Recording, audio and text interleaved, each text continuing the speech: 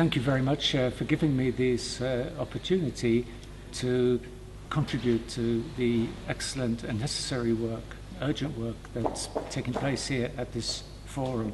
It's a unique opportunity to stress how urgent it is to act on the natural disasters by governments. This should be at the top of their priority list because it's sad that millions of people are dying every day from unnecessary floods, hurricanes and storms.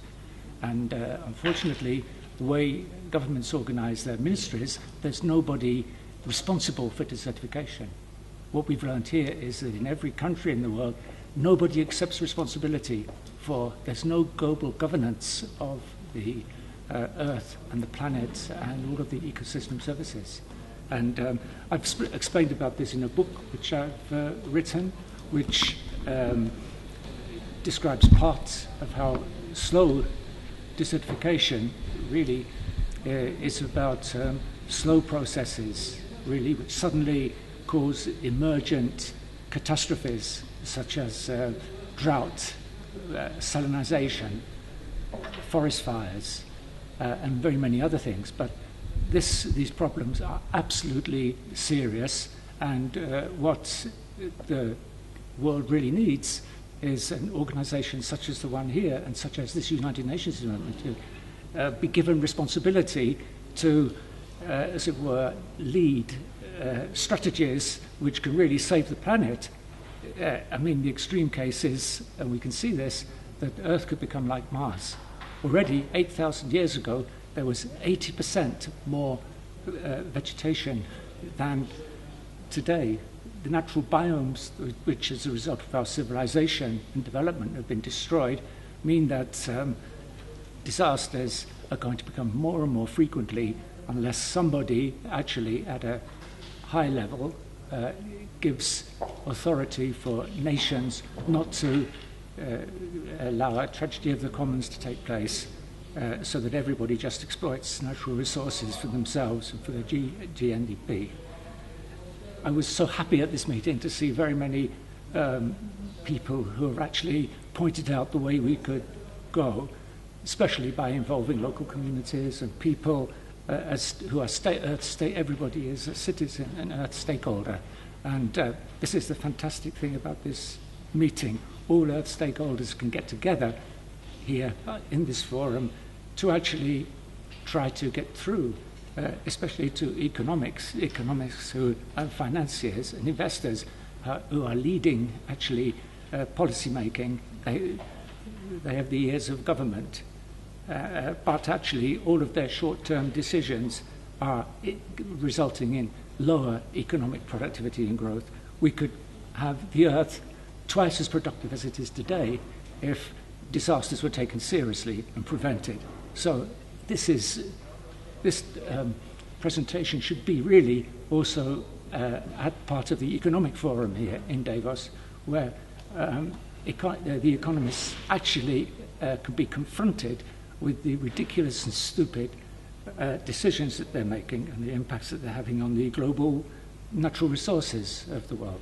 So I'm sorry if I've been a bit too long, but I'm very passionate about this. I think it's every time I see people dying in floods, or I realize, well, the protection in the natural vegetation and soil and landscape which was provided to us has just been recklessly and heedlessly destroyed, really without thought. It's really just lack of insight and civilization which has led to this situation. But the great thing is that if we actually all work together, we can restore the world to what it was and what it could be. And I think at this conference, I've seen hope that we're on the right track. And so I really hope that those of you with money, Bill Gates, if you're looking, or anyone else, I hope that you will actually please give a lot of political power to this organization. Political power is what we need.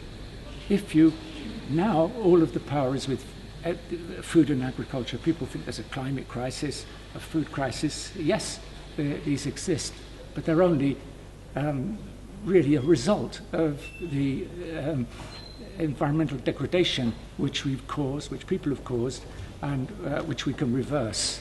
If you want to stop climate change, if you want to stop biodiversity loss, you've really got to transform and get back the natural ecosystem services which the Earth, which were present and which are part of man's habitat. So I've said a lot, but please find and give political power to this organisation.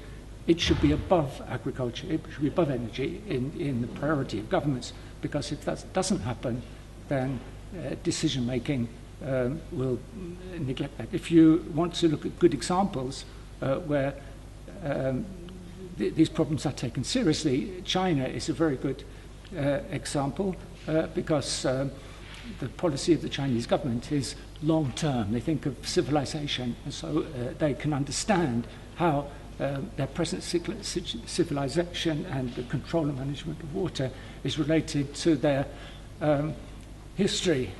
But unfortunately in Europe, the policies are very short-term. All that people think about is profit and money and growth, economic growth.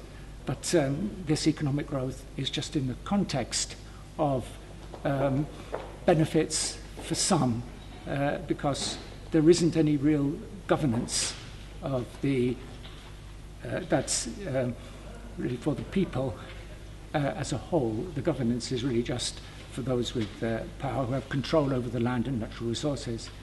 As Nietzsche said, the biggest tragedy that we face is that people are soft. People are not hard enough. So I think this forum should be hard and ruthless in demanding attention and saying that, okay, if you want to have food in the future, you've got, and you want to have no disasters or risks, you've got to take these issues being seriously. Okay, thank you very much.